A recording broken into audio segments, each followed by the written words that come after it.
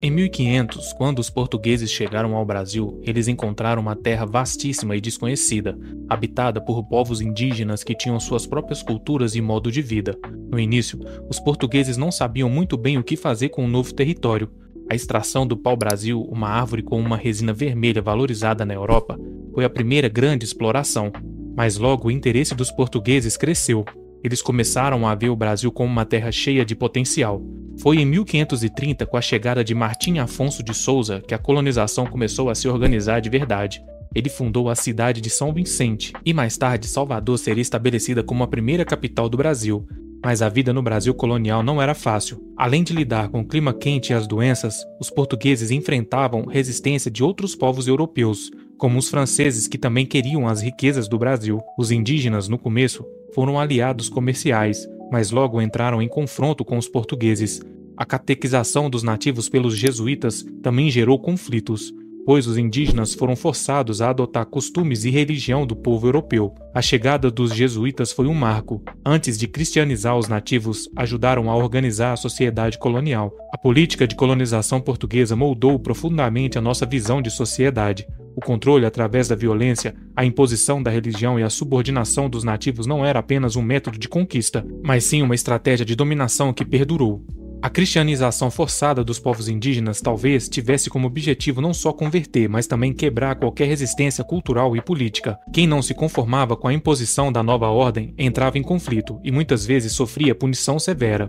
Essa prática de controle e repressão não desapareceu com o fim da colonização. Pelo contrário, ela se perpetuou ao longo dos séculos e se tornou uma característica enraizada na colonização portuguesa.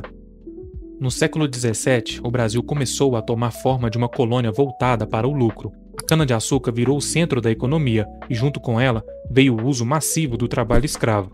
Milhares de africanos foram trazidos à força para trabalhar nas plantações, em condições desumanas. A violência, agora institucionalizada, não era apenas contra os indígenas, mas também contra os negros escravizados. O sistema colonial mostrava sua verdadeira face, uma engrenagem de exploração total. O poder estava na mão dos senhores de engenho, que não só comandavam as terras, como também tinham influência política e religiosa. A Igreja Católica seguia com papel central, legitimando o controle português. A aliança entre coroa, igreja e elite econômica consolidava um sistema onde questionar era muito perigoso. Enquanto isso, no cenário externo, o Brasil virou alvo de invasões. Holandeses ocupavam a parte do Nordeste por mais de 2 décadas, tentando quebrar o monopólio português do açúcar. Durante esse período, a cidade de Recife chegou a se tornar um polo moderno e diverso, sob o comando de Maurício de Nassau. Mas mesmo com os avanços, os portugueses recuperaram o território com sangue e fogo. O século XVII nos legou muito mais do que ruínas de engenho. Ele consolidou uma estrutura de poder baseada na concentração de terras, no autoritarismo e na exclusão. A normalização da escravidão como base econômica não foi só uma prática cruel, foi uma engenharia social.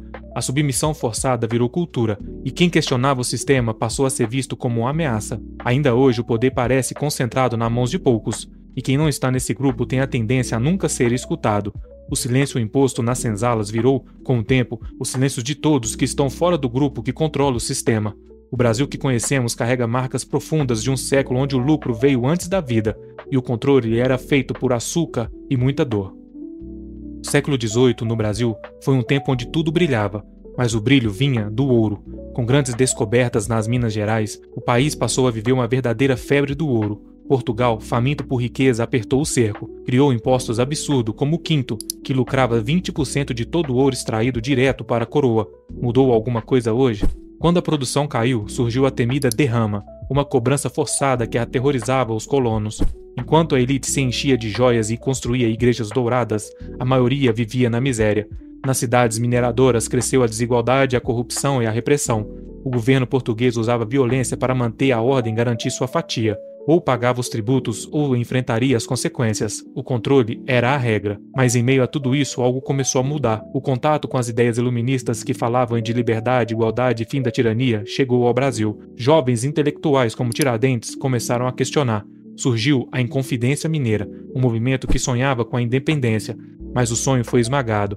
Tiradentes virou Marte, vítima de uma violência extrema para servir de exemplo. O recado estava dado. Desafiar o sistema era pagar com a vida. O século XVIII deixou uma lição cruel. Quando poucos concentram o poder e as riquezas, o controle vira uma violência disfarçada de lei. A exploração do ouro não serviu para o povo, serviu apenas para a coroa e para os seus aliados locais. E essa lógica permanece. Hoje, quando o Brasil enriquece, os únicos que veem esse lucro são os que têm poder e conexão com o topo. Mudam as roupas, mudam os discursos, mas a estrutura continua. O século XIX foi vendido como o tempo de liberdade. Em 1822, o Brasil se libertou de Portugal e virou um império, mas essa independência tinha dono. Dom Pedro I, herdeiro da coroa portuguesa, virou imperador por aqui. Ou seja, saímos de uma monarquia europeia para cair em outra, só que com sotaque local. A promessa de um país livre foi, na prática, o controle sendo transferido de mãos, mas não de mentalidade. A escravidão que sustentava toda a economia continuava firme. Os senhores de engenho, agora aliados do novo império, continuavam dominando tudo. Enquanto isso, milhões de pessoas fadadas ao trabalho até a morte. O Estado não só permitia isso, ele financiava todo o controle. E mesmo com a chegada de ideias abolicionistas, o fim da escravidão foi lento e calculado. Só veio em 1888, e não por bondade, mas por mudança no sistema econômico. No ano seguinte veio a República, outro símbolo de ruptura que no fundo manteve a mesma lógica de exclusão. O povo não escolhia nada. As eleições eram manipuladas, e os coronéis mandavam mais do que qualquer presidente. O século XIX moldou uma ideia falsa de liberdade no Brasil. Nos ensinaram que somos um país livre desde a independência, mas esconde que continuamos presos a estruturas criadas naquela época, controle social, favorecimento de poucos e um sistema político feito para manter os mesmos no topo. Cultura do manda quem pode, obedece quem tem juízo nasceu ali. Os coronéis viraram políticos e a exclusão virou uma tradição, porque essa normalização do controle pelo medo veio sendo passada de geração a geração. O século XX chegou com a promessa de modernidade, progresso e democracia, mas por trás dos discursos bonitos, o Brasil continuava sendo um país controlado por poucos. A República Velha começou com fraudes eleitorais, voto de cabresto e manipulação. O poder era concentrado nas mãos dos latifundiários e industriais. A população votava, mas não decidia nada. Em 1930, Getúlio Vargas deu um golpe e assumiu o poder, discurso de pai do povo, mas governou com mão de ferro. Criou leis trabalhistas, mas também teve o seu lado obscuro. O Estado Novo, em 1937, era praticamente uma ditadura. A democracia voltou em 1945, mas já estava ferida. Cada crise, os militares ganhavam mais poder nos bastidores. E em 1964 instalaram uma ditadura que durou durante 21 anos. O Brasil viveu sob momentos obscuros. Nesse período alcançou patamares de industrialização nunca vistos. Mas a que preço? Nos anos 80 veio a redemocratização. Mas, de novo, o sistema que nos controla não caiu, só trocou de roupa. As elites continuaram ditando as regras. A TV ganhou ainda mais força. A política virou espetáculo. E o povo, o espectador. O voto foi devolvido ao povo, mas não teve a mudança esperada. O século XX criou a ilusão de que somos dono do nosso próprio destino, mas a verdade é que fomos ensinados a aceitar o controle como normal. O medo implantado nas ditaduras, hoje, foi trocado por distrações da mídia.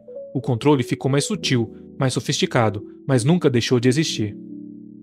O século XXI começou com promessas de renovação. Após anos de transição democrática, o Brasil entrou em um novo milênio tentando equilibrar desenvolvimento com a inclusão do povo. O país crescia, o consumo aumentava e milhões de pessoas saíam da pobreza, mas ao mesmo tempo, estruturas antigas continuavam intactas. A corrupção sistêmica, que há séculos assombra o país, voltou ao centro do debate. Escândalos vieram à tona, mostrando como o poder ainda circulava entre poucos. A Operação Lava Jato sacudiu as instituições, dividiu opiniões e expôs a fragilidade do sistema, da política e da mídia.